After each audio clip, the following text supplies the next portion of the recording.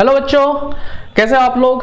तो आज हम लोग एक बहुत ही इंपॉर्टेंट टॉपिक पे डिस्कस कर रहे हैं, वो है स्टैटिक फ्रिक्शन। बहुत सारे बच्चों को इसमें कंफ्यूजन होता है, लेकिन जैसा कि हम लोग सभी जानते हैं कि अगर हम फिजिक्स को डे टू डे लाइफ से रिलेट करें तो कुछ भी मुश्किल नहीं है। तो अगेन इस टॉपिक को स्टार्ट करने के पहले, इसको समझने के पहले हम लोग इसको डे टू डे लाइफ से थोड़ा सा रिलेट करते हैं। ठीक है, स्टैटिक फ्रिक्शन का मीनिंग क्या है पहले ये समझते हैं। तो स्टैटिक फ्रिक्शन का मीनिंग ये है ना, कि जो फ्रिक्शन किसी बॉडी पे लगता है जब तक उसका रिलेटिव मोशन स्टार्ट नहीं हुआ तब तक जो फ्रिक्शन लगता है उसको हम स्टैटिक फ्रिक्शन बोलते हैं। जैसा कि हमने फ्रिक्शन पहले भी पढ़ा हुआ है ना, तो उसके बेसिस पे ही हम सोचते हैं। जैसे ये देखिए, हम जानते हैं कि ये जैसे मेरे हाथ में एक रिमोट है ना, अगर मैं इस रिमोट को थोड़ा धक्का दूं, ये चल रहा है, इस पर फ्रिक्शन लग रहा है। हम सभी जानते हैं कि सर ये आगे जा रहा है, इसका रिलेटिव मोशन आगे है, तो फ्रिक्शन कहां लगेगा? फ्रिक्शन पीछे लगेगा। लेकिन अगर मैं इसी को इस तरीके से समझाऊं कि जब मान लीजिए मैं इस पे फोर्स लगा रहा हूं, क्या ये अभी मूव कर रहा है?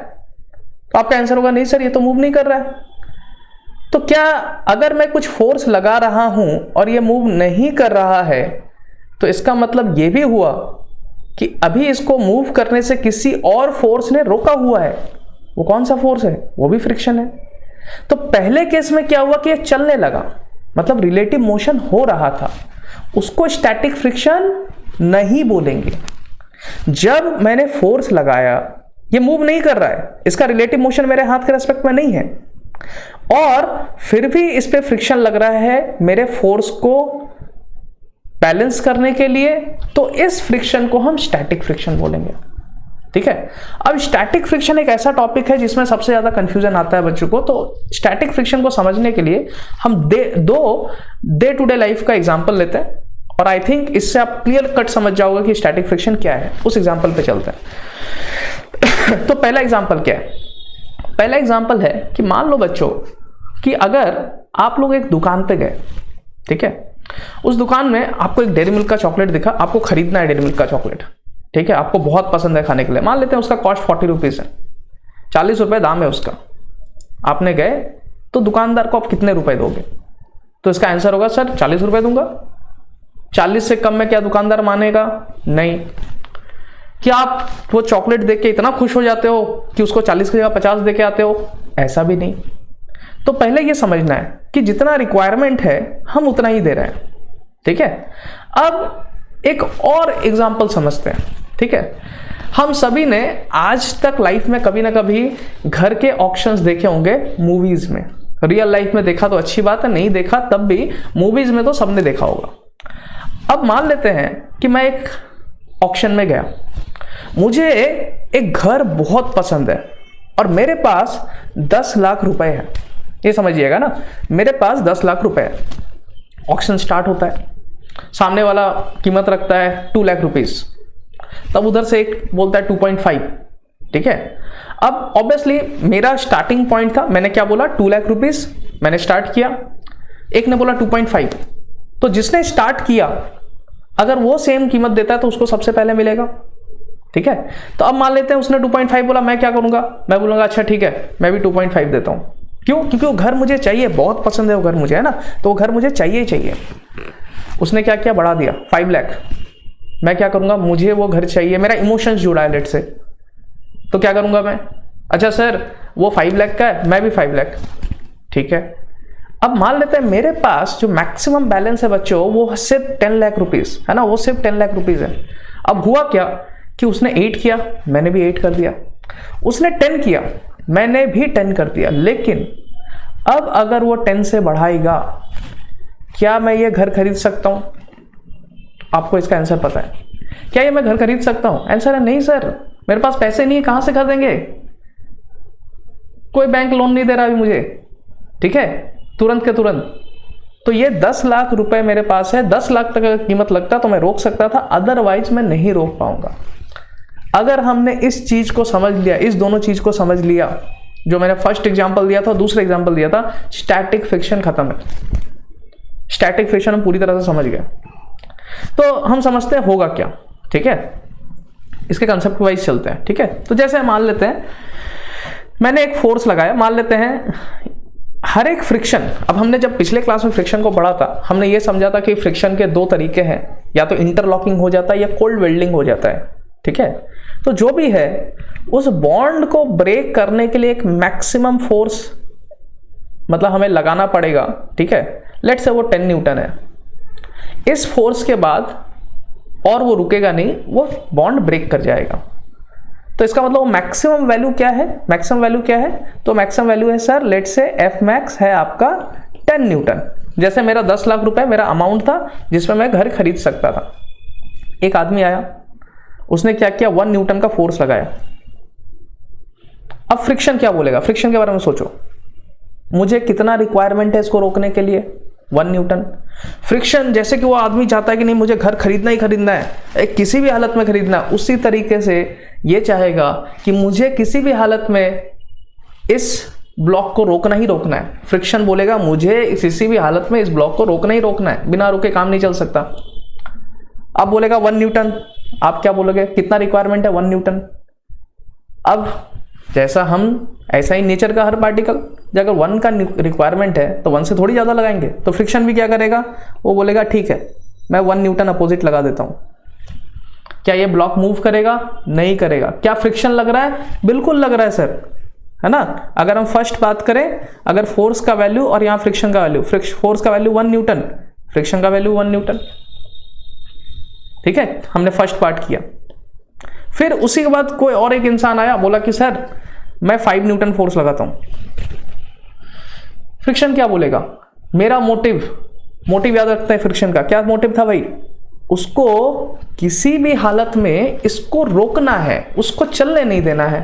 वो भाई क्या बोलेगा, ठीक है सर मैं भी 5 न्यूटन फोर्स लगा देता हूं। फिर आया किसी और, कोई एक इंसान और आया, बोला 9 न्यूटन का फोर्स लगाते हैं। फ्रिक्शन क्या बोलेगा, अच्छा ठीक है सर मैं भी 9 न्यूटन का फोर्स लगाऊं, मुझे जाने नहीं देना है इसको। फ्रिक्शन का मोटिव है, फ्रिक्शन को अगर हमने पिछले क्लास में जैसे समझा था, मोटिव ही है उसका रिलेटिव मोशन रोकना। फिर नेक्स्ट बार आया, बोला 10 न्यूटन, फ्रिक्शन बोलेगा ठीक है 10 न्यूटन। अब मैं कंगाल, समझो फ्रिक्शन के पास इससे ज्यादा फोर्स लगाने की एबिलिटी नहीं है। यही वो मैक्सिमम एबिलिटी थी जो फ्रिक्शन फोर्स लगा सकता था। क्या इससे ज्यादा फ्रिक्शन लगा सकता है, आंसर है नहीं सर।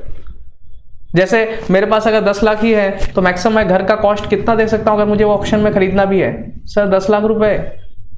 क्या 10 लाख से ज्यादा दे सकते हैं, कहां से लाएंगे सर। अब अगर कोई इंसान आता है बोलता नहीं हम 11 न्यूटन का फोर्स लगाएंगे, आपको आंसर पता है, फ्रिक्शन इसको रोक नहीं पाएगा। अब ये चलना स्टार्ट होगा तो बॉन्ड ब्रेक होगा और फिर ये स्टैटिक फ्रिक्शन में नहीं आएगा। जैसा मैंने पिछले क्लास में बताया था कि ये दो जो अदर पार्ट है वो काइनेटिक फ्रिक्शन के अंदर चला जाएगा, क्योंकि अभी रिलेटिव मोशन तो है, अब रिलेटिव मोशन एक्चुअली हो रहा है, जैसे फर्स्ट केस में भी दिखाया था, एक्चुअली रिलेटिव मोशन हो रहा है। तो इस केस में क्या समझेंगे हम कि काइनेटिक फ्रिक्शन जो है वो आ गया, अब स्टैटिक नहीं बोलेंगे इसको। स्टैटिक का मतलब जब तक ये रुका हुआ है तब तक हम इसको स्टैटिक बोलेंगे। ये रुका नहीं है सर तो स्टैटिक नहीं है ये, ठीक है। अब कुछ और कॉमन सेंस की चीजें हम बात करते हैं, ठीक है, और हम देखते जाएंगे। अब सारा थ्योरी भी पढ़ेंगे लेकिन पहले अंडरस्टैंडिंग जरूरी है, पहले हम अंडरस्टैंड करें। तो स्टैटिक फ्रिक्शन हमें समझ में आया कि किस तरीके से बिहेव करेगा। पहली बात, अगर हम स्टैटिक फ्रिक्शन का कुछ इंपॉर्टेंट पार्ट लिखें कि सेल्फ एडजस्टिंग फोर्स है।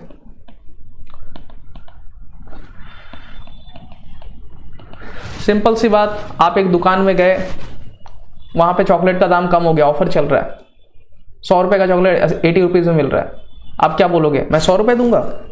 कॉमन सेंस लगाओ। उसी तरीके से जैसे आप हो, फ्रिक्शन भी नेचर का पार्ट है। अगर उसको रोकने के लिए, ब्लॉक का रोकने के लिए कम फोर्स रिक्वायरमेंट है तो वो कम लगाएगा, जब ज्यादा फोर्स रिक्वायरमेंट है ज्यादा लगाएगा। इसी को समझने के लिए हम बोल रहे हैं कि it is self adjusting force, self adjusting friction. अब अगर मैं ये बोलूं कि अच्छा सर स्टैटिक फ्रिक्शन जो था, है ना, हमने पिछले क्लास में थोड़ा सा डेफिनेशन भी देख लिया था कि आपने 2 डेफिनेशन दिए थे कि जब दो बॉडी रिलेटिव मोशन नहीं कर रहा है तब जो फ्रिक्शन अप्लाई हो रहा है उसको हम स्टैटिक फ्रिक्शन बोल रहे हैं। और आज हमने समझ लिया कि सर ये सेल्फ एडजस्टिंग भी है, लेकिन सर ये किस किस चीज पे डिपेंड करेगा। अब थोड़ा और कॉमन सेंस पे आते हैं। देखो, कहीं ना कहीं हम जान रहे हैं कि फ्रिक्शन के अंदर वो जब बॉन्ड ब्रेक होगा, जब वो बॉन्ड ब्रेक होगा या बॉन्ड ब्रेक होने की जो कोशिश हो रही है, वही बेसिकली फ्रिक्शन है। अगर हम कोल्ड वेल्डेड थ्योरी से चलते हैं तो तुम खुद सोचो कि जितने सारे बॉन्ड्स बने होंगे या फिर जितना ज़्यादा इंटरलॉकिंग हुआ होगा, अगर हम दोनों को मिला के चले तो जितने बॉन्ड्स बने हैं, जितना इंटरलॉकिंग होगा, उतना हमें ज़्यादा फोर्स लगाना पड़ेगा इसको चलाने के लिए, इसके बॉन्ड्स को ब्रेक करने के लिए। अब बॉन्ड ज़्यादा कब बनेंगे उस पर समझते हैं। देखो, जैसे कि मान लेते हैं ये हमारा एक अगेन रिमोट है सर, हाँ बिल्कुल सर, हमने इसको रख दिया, कुछ कुछ पॉइंट्स पे टच कर रहा है। अगर मैं इसको दबाता हूं, पुश करता हूं, थोड़ा सा ध्यान देखना, ऊपर से अगर मैं दबा देता हूं तो क्या होगा, ये ज्यादा पॉइंट्स पे टच करेगा क्योंकि नॉर्मल रिएक्शन बढ़ जाएगा। नॉर्मल रिएक्शन अगर बढ़ता है तो ज्यादा पॉइंट्स पे टच करने लगेगा। तो सर अगर ज्यादा पॉइंट्स पे टच कर रहा है तो क्या होगा, नंबर ऑफ बॉन्ड्स बढ़ जाएंगे, और अगर बॉन्ड्स बढ़ गए तो क्या हुआ सर, तो जो फ्रिक्शन लगेगा वो भी बढ़ जाएगा। तो कहीं ना कहीं फर्स्ट जो हमें समझ में आना चाहिए कि सर ये जो स्टैटिक फ्रिक्शन आपने बोला ना Fs, सेकंड पॉइंट, ये कहीं ना कहीं प्रोपोर्शनल टू नॉर्मल है, वो नॉर्मल से प्रोपोर्शनल है सर। मतलब जितना ज्यादा हमारा फ्रिक्शन नॉर्मल रिएक्शन फोर्स रहेगा, अब नॉर्मल रिएक्शन मतलब जो ग्राउंड से नॉर्मल रिएक्शन लग रहा है, अब वो कैसे कैसे बढ़ा सकता हूं वो हम लोग आगे देखेंगे। ऑब्वियसली अगर इसका वेट ज्यादा हुआ तब भी नॉर्मल रिएक्शन ज्यादा होगा। हमने इसके ऊपर से कुछ चीज रख दिया या ऊपर से कुछ फोर्स लगाया तब भी ग्राउंड को रोकने के लिए नॉर्मल रिएक्शन बढ़ेगा। हमने कब पढ़ा था ये सब, हमने न्यूटन लॉ ऑफ मोशन में पढ़ा था। लेकिन अल्टीमेटली जो समझना है वो ये है कि सर जो नॉर्मल रिएक्शन फोर्स है उसी पे कहीं ना कहीं वो स्टैटिक फ्रिक्शन डिपेंड करेगा, क्योंकि जितना नॉर्मल रिएक्शन ज्यादा रहेगा उतना ही कहीं ना कहीं नंबर ऑफ बॉन्ड्स भी क्या रहेंगे, ज्यादा ही रहेंगे। तीसरी चीज अगर हम बोले, ऑब्वियसली सर सरफेस पे ही डिपेंड करेगा। एक ऐसा सरफेस है जिसमें बहुत रफ सरफेस है, ठीक है, और एक सरफेस है जो स्मूथ सरफेस है। तो कहीं ना कहीं अगर हम इंटरलॉकिंग और दोनों को लेके चले, इंटरलॉकिंग थ्योरी और बिल्डिंग थ्योरी दोनों को अगर हम लेके चलते हैं, क्योंकि दोनों कंट्रीब्यूट करते हैं फ्रिक्शन के लिए, तो हमको समझ में आएगा कि सर अगर एक सरफेस जो है उस पर भी डिपेंड करता है कि कितने इंटरलॉकिंग और बॉन्ड बनेंगे, और फ्रिक्शन उस पर भी डिपेंड करेगा। तो इसीलिए जब हम इसको इक्वेट करते हैं तो Fs इज इक्वल टू हम लिखते हैं μs इंटू n। अब μs क्या है सर, μs है coefficient of static friction, coefficient of static friction. लेकिन ये जो हम स्टैटिक फ्रिक्शन बोल रहे हैं, कोफिशिएंट ऑफ स्टैटिक फ्रिक्शन, ये क्या टोटल वैल्यू है? नहीं, ये है maximum value, max of static friction. इसका वैल्यू स्टैटिक फ्रिक्शन, इसका वैल्यू कितना आया हमारा, वो है μs इंटू n। अब इसको थोड़ा सा फिर से एक बार समझ लेते हैं। अगेन हमने पूरा नेचर को समझा था। क्या समझा था सर, कि अगर मुझे सिर्फ 2 न्यूटन फोर्स का रिक्वायरमेंट है, फ्रिक्शन ये बोलेगा कि देखो अगर मुझे सिर्फ 2 न्यूटन फोर्स का रिक्वायरमेंट है एक ब्लॉक को रोकने के लिए, तो मैं 4 क्यों लगाऊंगा भाई। लेकिन मेरा एक मैक्सिमम लिमिट है, तो ये जो μs n है वो मैक्सिमम लिमिट बता रहा है। इसका मतलब ये नहीं कि स्टैटिक फ्रिक्शन का वैल्यू μs इंटू n हमेशा रहेगा। इसका मतलब ये है कि जो मैक्सिमम वैल्यू वो लगा सकता है वो ये वैल्यू है μs इंटू n। जैसे कि अगर हमने पिछले क्लास में भी डिस्कस जब किया था, ठीक है, फ्रिक्शन के नेचर को समझा था, वहीं से अगर हम यहाँ पे आते हैं, थोड़ा सा समझते हैं, तो हम इस तरीके से बोलेंगे कि जैसे सर आज के एग्जांपल में अगर देखें तो हमारा ऐसा था कि 10 लाख रुपीज़ मेरा मैक्सिमम वैल्यू था। क्या मैं 10 लाख के ऊपर का घर खरीद सकता था? आंसर है नहीं सर, नहीं खरीद सकता हूँ, क्योंकि मेरे पास है ही 10 लाख रुपए। तो उसी तरीके से अगर हमें फ्रिक्शन बेसिस पे समझना है कि मैक्सिमम वैल्यू फ्रिक्शन क्या लगा सकता है, वो है μs इंटू n। लेकिन अगर घर का कीमत लाख से 5 लाख में डील होता है, क्या आप इतने फुलिश हो? ऐसा तो नहीं करोगे भाई।